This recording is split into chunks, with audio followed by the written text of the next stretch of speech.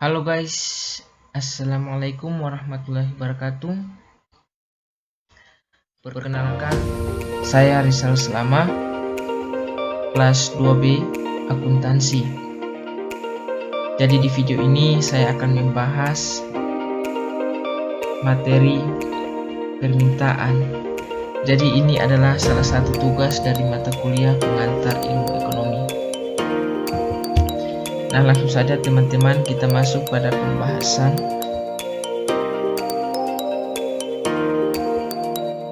Permintaan. Nah, permintaan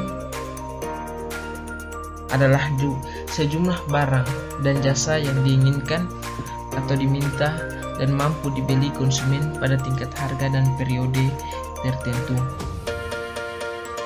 Nah, dalam permintaan terdapat jenis-jenis permintaan yang terdiri dari permintaan efektif.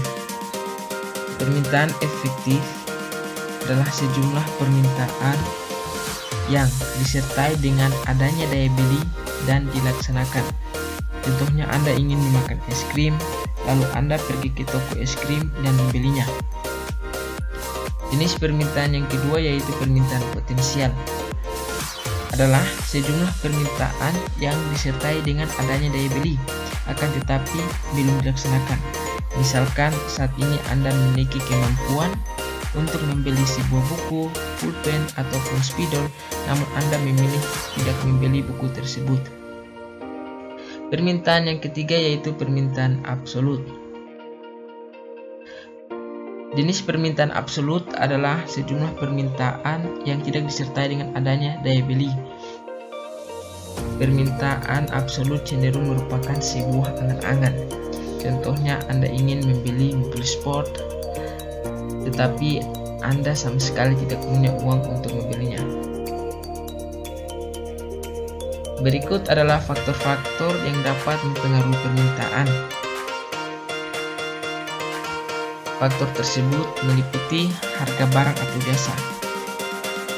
Harga suatu barang atau jasa merupakan penentu permintaan konsumen. Nah, semakin tinggi harga suatu barang atau jasa, maka semakin sedikit barang atau jasa yang diminta konsumen. Sebaliknya, semakin rendah harga suatu barang atau jasa, maka semakin banyak barang atau jasa yang diminta konsumen.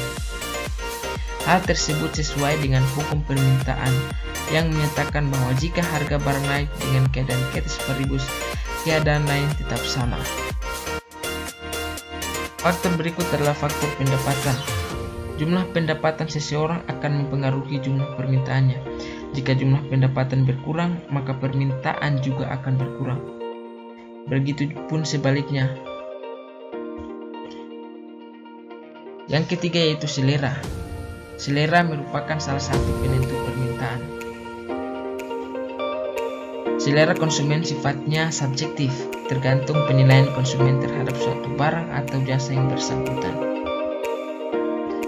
Faktor yang keempat yaitu harga barang substitusi atau pengganti dan komplementer atau pelengkap. Nah, harga barang substitusi dan komplementer ikut mempengaruhi permintaan seseorang terhadap suatu barang atau jasa.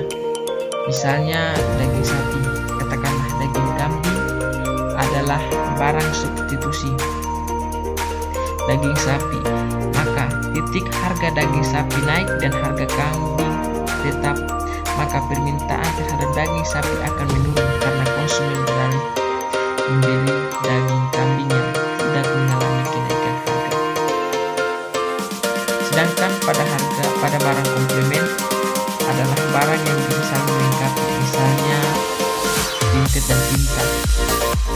Contohnya, ketika harga tinta naik, maka permintaan terhadap rintet menurun. Faktor permintaan yang berikut yaitu ekspektasi. Ekspektasi adalah perkiraan akan masa mendatang. Ekspektasi dapat pula mempengaruhi permintaan seseorang. Misalnya, ketika Anda memperkirakan bahwa harga suatu barang akan turun di masa yang akan datang, maka Anda akan menunggu pembelian barang tersebut sampai harga turun. Faktor yang berikut yaitu jumlah penduduk. semakin tinggi jumlah penduduk di suatu wilayah atau negara, maka akan semakin tinggi jumlah permintaan tersebut terhadap suatu barang atau jasa. Berikut adalah hukum permintaan. Hukum permintaan menyatakan bahwa harga bandingan terbalik dengan jumlah yang diminta adalah apabila harga suatu barang mengalami kenaikan, maka jumlah barang yang diminta akan turun. Begitupun sebaliknya, apabila harga barang mengalami penurunan, maka jumlah barang yang diminta akan naik. Skedul dan kurva permintaan. Skedul permintaan. Nah, seperti yang teman-teman lihat di tabel berikut ini adalah harga barang per unit dan kuantitas yang barang diminta. Semakin rendah harga barang per unit tersebut, maka semakin tinggi kuantitas yang diminta. Dan semakin tinggi harga barang per unit, maka jumlah barang yang diminta berkurang. Berikut adalah kurva permintaan. Kurva permintaan di atas dapat diketahui bahwa makin tinggi harga barang, maka semakin sedikit jumlah unit yang diminta.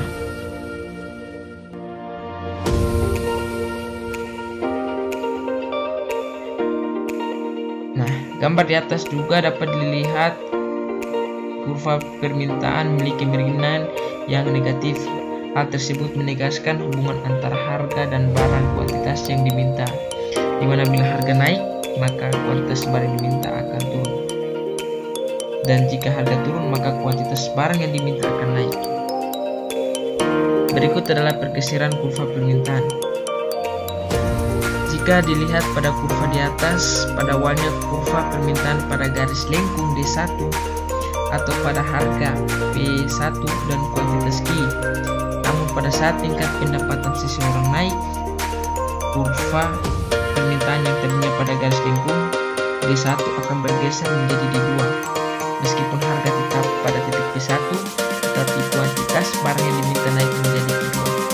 Pergeseran garis lengkung D1 yang bergeser menjadi D2 inilah yang dinamakan dengan pertambahan permintaan. Sedangkan perubahan Q menjadi Q2 dinamakan dengan pertambahan permintaan jumlah barang. Dari kurva di atas dapat disimpulkan bahwa ketika pendapatan konsumen meningkat dan harga barang tetap, maka jumlah barang yang diminta akan bertambah dan permintaan konsumen meningkat. Tetapi ketika pendapatan konsumen menurun dan harga barang tetap, maka jumlah barang yang diminta akan mengalami penurunan dan menyebabkan permintaan konsumen juga menurun.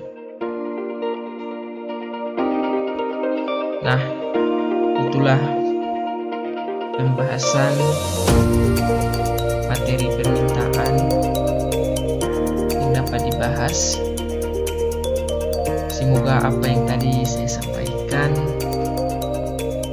bisa bermanfaat bagi kita semua.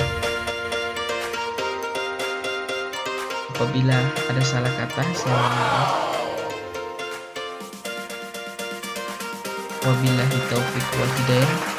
Wassalamualaikum warahmatullahi wabarakatuh.